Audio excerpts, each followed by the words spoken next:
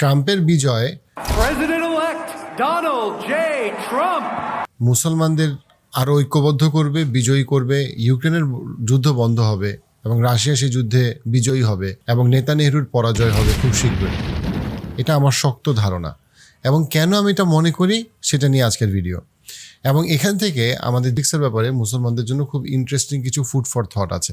আমি প্রথমে দুইটা খুব বড় বিষয় আমি বলতে চাই। সেটা হচ্ছে এই ধরনের বিশ্লেষণ থেকে সেই প্রেডিকশনগুলো অবশ্যই ভুল হতে পারে।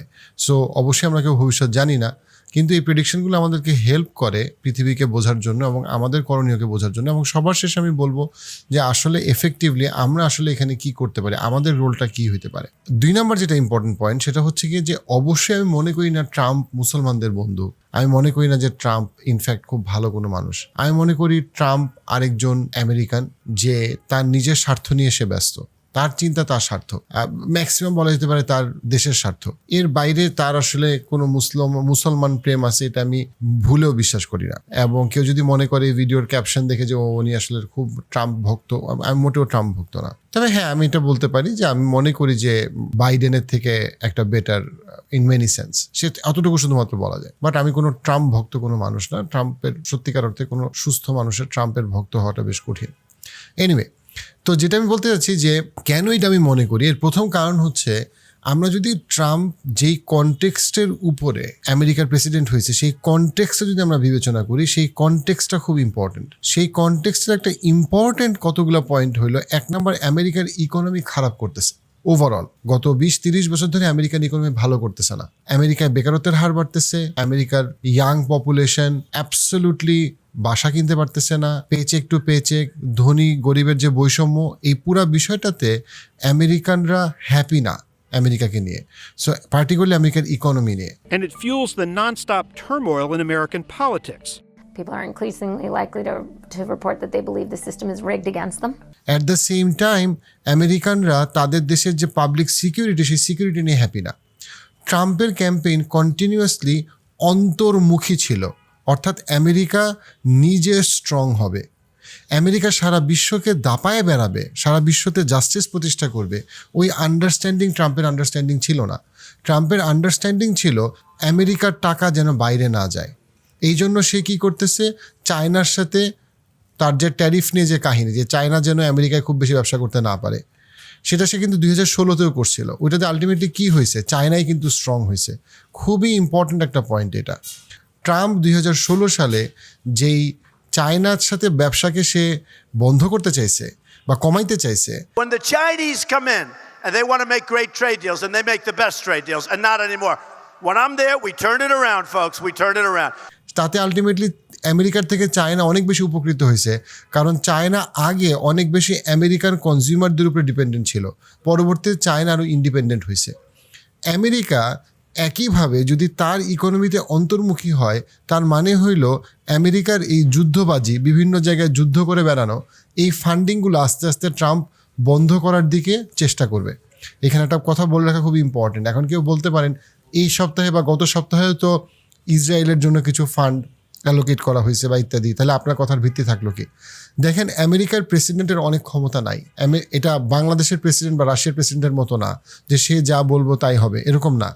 আমেরিকাতে প্রেসিডেন্টের সীমিত ক্ষমতা আছে, কিন্তু আমেরিকার প্রেসিডেন্ট ওভারঅল যেই টোনটা সেট করে সেই টোনটা ইম্পর্ট্যান্ট। সো আমি শক্তভাবে বিশ্বাস করি যে আমেরিকা পার্টিকুলারলি ইউক্রেন ওয়ারে ফান্ডিং বন্ধ করে দিবে। অলরেডি ইউরোপে একটা বিরাট বিভক্তি সৃষ্টি হয়েছে, ইউরোপের মধ্যে একটা আমেরিকা বিদ্বেষ সৃষ্টি হয়েছে। কেন? কারণ ইউরোপ মনে করে আমেরিকা ইউরোপকে এই ইউক্রেন ওয়ারে নিয়ে গেছে।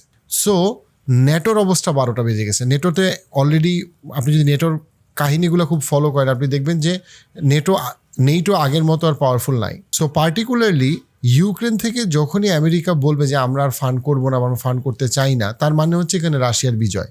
রাশিয়া অলরেডি অনেক বেশি এগিয়ে আছে ওই যুদ্ধে। আমি যদি বলি যে যুদ্ধের ফলাফল যদি আপনি বিচার করতে চান, তাহলে আপনি ক্লিয়ারলি দেখবেন যে রাশিয়া আসলে যুদ্ধটা ইনএভিটেবলি জিততেছে, জেতারই কথা। অকারণে এই যুদ্ধবাজ আমেরিকার চিন্তাভাবনার জন্য আসলে ইউক্রেনের যুদ্ধটা হয়েছিল। ইউক্রেনের যুদ্ধ হওয়ারই দরকার ছিল না, এবং ইউক্রেনের যুদ্ধ থেকে আমাদের অনেক কিছু শেখার আছে আমেরিকার জিও পলিটিক্স সম্পর্কে, যেটা আমি আরেকটা সেপারেট ভিডিওতে আমি ডিটেলসে ডিসকাস করব। ইউক্রেনের ওয়ারটা আমাদের জন্য খুব ইম্পর্টেন্ট। সো ইউক্রেন ওয়ার থেকে আমেরিকা যখন সরে আসবে বা ফান্ডিং কমিয়ে দিবে বা সরে আসার চিন্তা করবে, সাথে সাথে সেখানে রাশিয়ার ভিক্টরি হবে।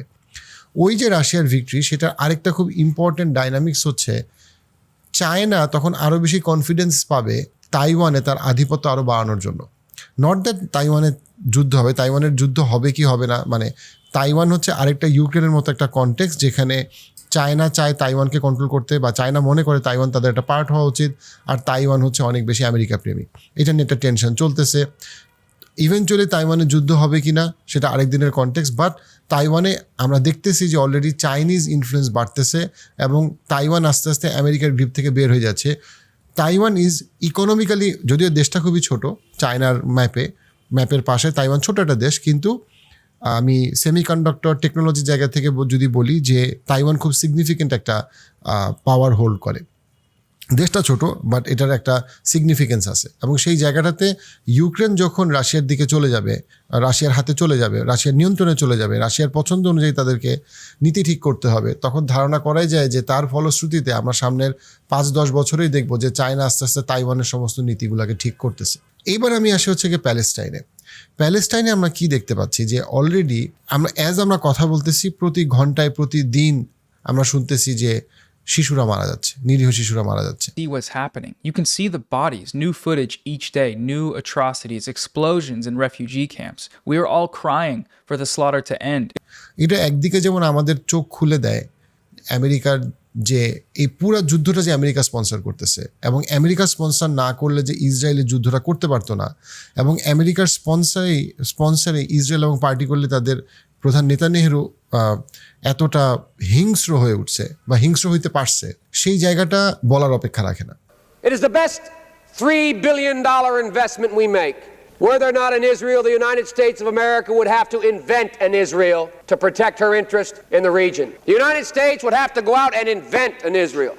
কিন্তু আমাদেরকে পাশাপাশি দুইটা গুরুত্বপূর্ণ জিনিস মাথায় রাখতে হবে। সেটা হচ্ছে ট্রাম্পের আগের 4 বছরের যে সময়কাল, সেই সময়কালেও নেতানিয়াহুর সাথে কিন্তু আসলে ট্রাম্পের সম্পর্ক সবসময় ভালো ছিল না। তারা বাইরে থেকে সবসময় খুব বেস্ট ফ্রেন্ড বন্ধুত্ব দেখাইতো, বাট আপনি যদি পলিসি বাই পলিসি যদি খেয়াল করেন, আপনি দেখবেন যে তাদের মধ্যে সবসময় আসলে এগ্রিমেন্ট ছিল না। এবং ট্রাম্প এইবার তার পলিটিক্যাল ক্যাম্পেইনে অনেকবার এই জিনিসটা মেনশন করছে যে সে আসলে প্যালেস্টাইন ইসরায়েলের একটা সমাধান চায়। Together to call for an immediate ceasefire.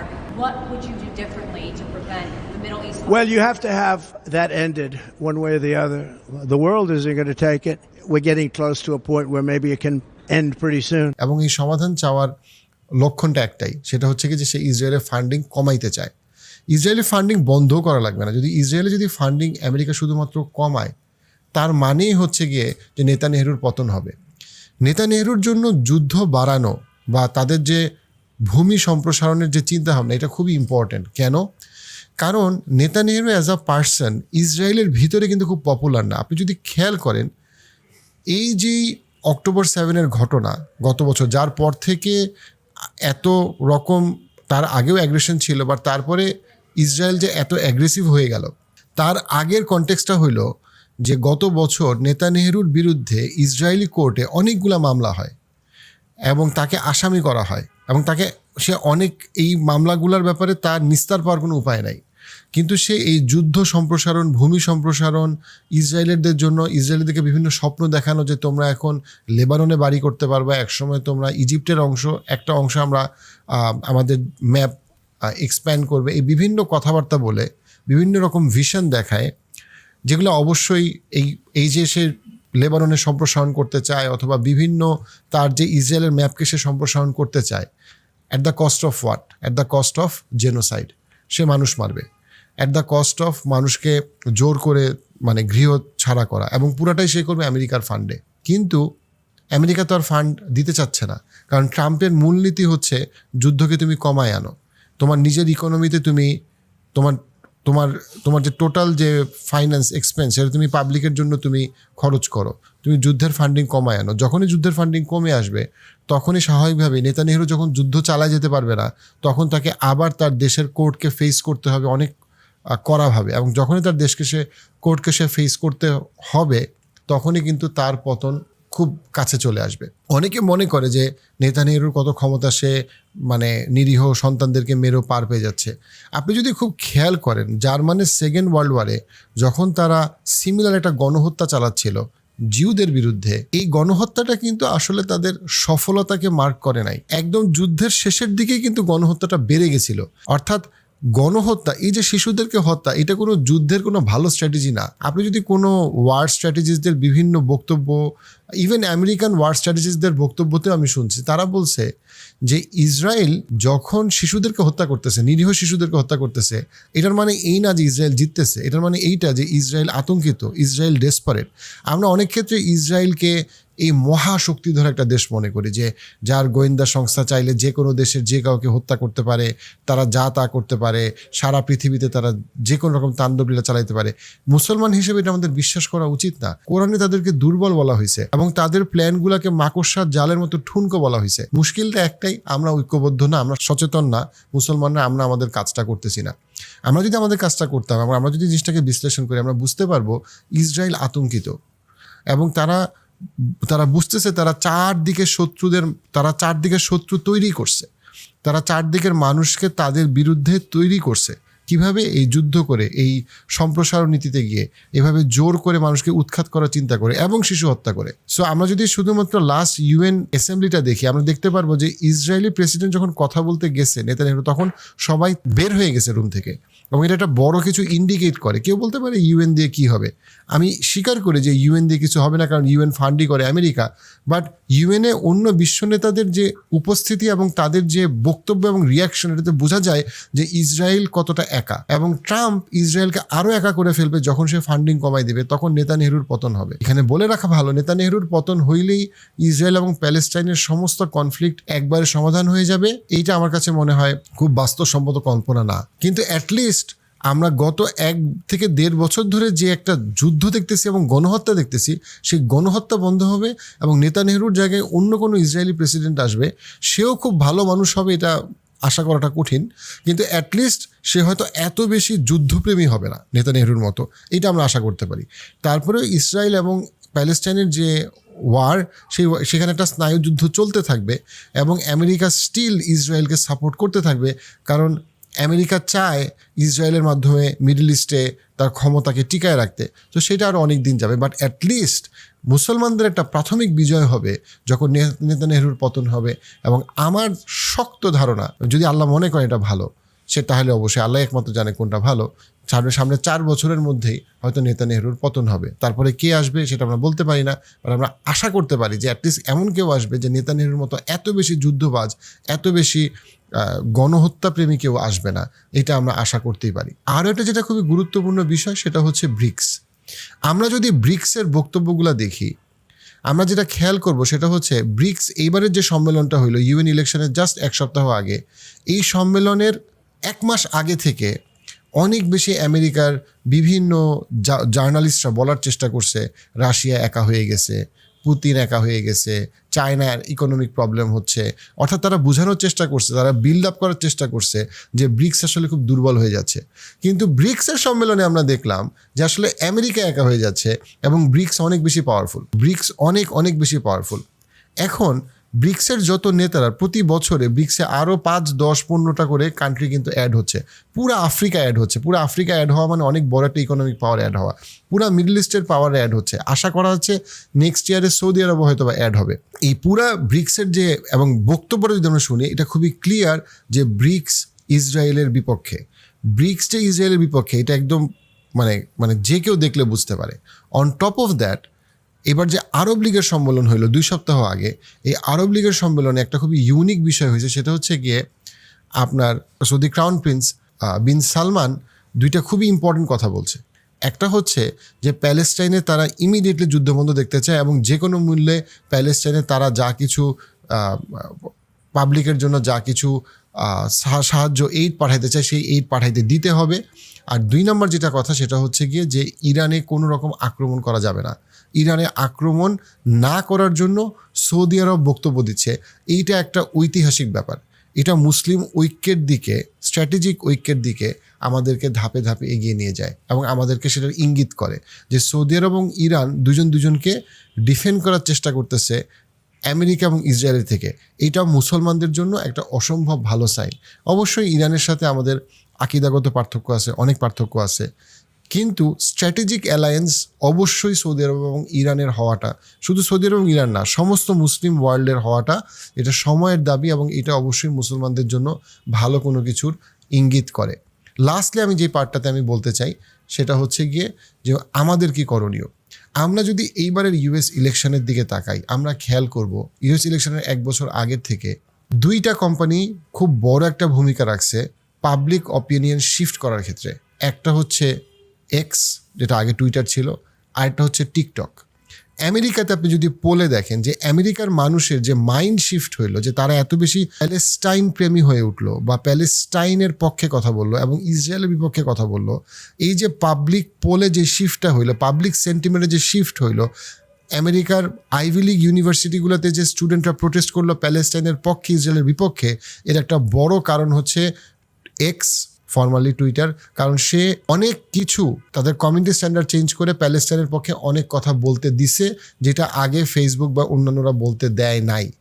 So এখন আমি বলতেছি না যে টুইটার বা এক্স বা ইলন মাস্ক পুরাপুরি প্যালেস্টাইনের পক্ষে, কিন্তু আমি বলতেছি যে তারা আগের থেকে বেশি প্যালেস্টাইনের পক্ষের বক্তব্যকে ফিচার্ড হইতে দেয়। টিকটক ভয়ঙ্করভাবে প্যালেস্টাইনের পক্ষে যত কিছু ভিডিও ছিল গণহত্যাকে মানুষের সামনে দেখানোর ক্ষেত্রে, টিকটক আমেরিকাতে একটা বৈপ্লবিক কাজ করছে। কিন্তু দিনের শেষে এই ভিডিওগুলো পাস করছে কে? আমি, আপনি, আমাদের মতো সাধারণ মানুষ। সো আমরা যে প্যালেস্টাইনের পক্ষে সোশ্যাল মিডিয়াতে বলতেছি, কথা বলতেছি, পোস্ট দিতেছি, আমাদের সেটা অবশ্যই পার্টিকুলারলি টিকটক এবং এক্সে বেশি বেশি করে দেওয়া উচিত। ওয়াই? বিকজ আমরা হয়তো মনে করি যে আমি একা বলতেছি যাতে কী যায় আসে, কিন্তু দিনের শেষে আমি আপনি একা না, যখন আমরা একসাথে 1 লক্ষ, 1 কোটি, 100 কোটি, 150 কোটি, 200 কোটি মানুষ যখন বলতেছি, এটা যে পাবলিক অপিনিয়নকে শিফট করে, এটা যে আমেরিকান ইলেকশনেও একটা প্রভাব ফেলে, এটার প্রমাণ আমরা এই ইউএস ইলেকশনে আমরা দেখছি। অবশ্যই প্যালেস্টাইনে একমাত্র কারণ ছিল না ইউএস ইলেকশনের, তার আরও অনেক অন্যান্য কনটেক্সট ছিল, বাট এটা অবশ্যই ছিল একটা গুরুত্বপূর্ণ একটা কনটেক্সট, যে একটা গুরুত্বপূর্ণ একটা কনসার্ন। গাজা ইস্যু একটা গুরুত্বপূর্ণ কনসার্ন ছিল, অবশ্যই একমাত্র কনসার্ন ছিল না। সো আমাদের সাধারণ মানুষদের নিরাশ না হয়ে অবশ্যই আল্লাহর কাছে দোয়া করা উচিত, নিজেদের ঈমান, আখলাক, তাকওয়া এই দিকে অবশ্যই গুরুত্ব দেওয়া উচিত, আমাদের নিজেদের মুসলমানদের ঐক্যবদ্ধ হওয়া উচিত অবশ্যই সবভাবে কমিউনিটিতে। পাশাপাশি আমাদের প্যালেস্টাইনের পক্ষে, মুসলমানদের ঐক্যবদ্ধ হওয়ার পক্ষে আমাদের সব দিকে মেসেজিং করা উচিত, পার্টিকুলারলি ওই প্ল্যাটফর্মগুলোতে যেখানে মেসেজিংটা অনেক বেশি গ্লোবাল হইতে পারে, শুধুমাত্র নিজেদের মধ্যে না থাকে। তখন সেটা আলটিমেটলি এটা আপনি আমি একা এটা তেমন কিছু ম্যাটার করে না, বাট আমরা যখন কালেকটিভলি, যখন একসাথে যখন আমরা করি, তখন এটা অবশ্যই একটা ভ্যালু বা একটা সিগনিফিকেন্স নিয়ে আসে, যে সিগনিফিকেন্সটা আমরা অলরেডি ইউএস ইলেকশনে দেখতে পাইছি। তার ফলশ্রুতিতে আমরা দেখতে পাচ্ছি যে নেতানিয়াহুর পতন হওয়ার একটা সম্ভাবনা সৃষ্টি হয়েছে, এবং আমরা দেখতে পাচ্ছি আমেরিকার ইকোনমি, আমেরিকার পলিসি যত বেশি অন্তর্মুখী হবে, তত বেশি পৃথিবী আমেরিকার যে যুদ্ধবাজ ফরেন নীতি, সেই নীতি থেকে আস্তে আস্তে মিডল ইস্ট রক্ষা পাবে, সারা পৃথিবী রক্ষা পাবে, এবং আশা করা যায় যে আস্তে আস্তে ভবিষ্যৎটা আরও সুন্দর হবে, গিভেন দ্যাট আমরা মুসলমানরা আমাদের যা কিছু করণীয় সেই কাজটা আমরা করি।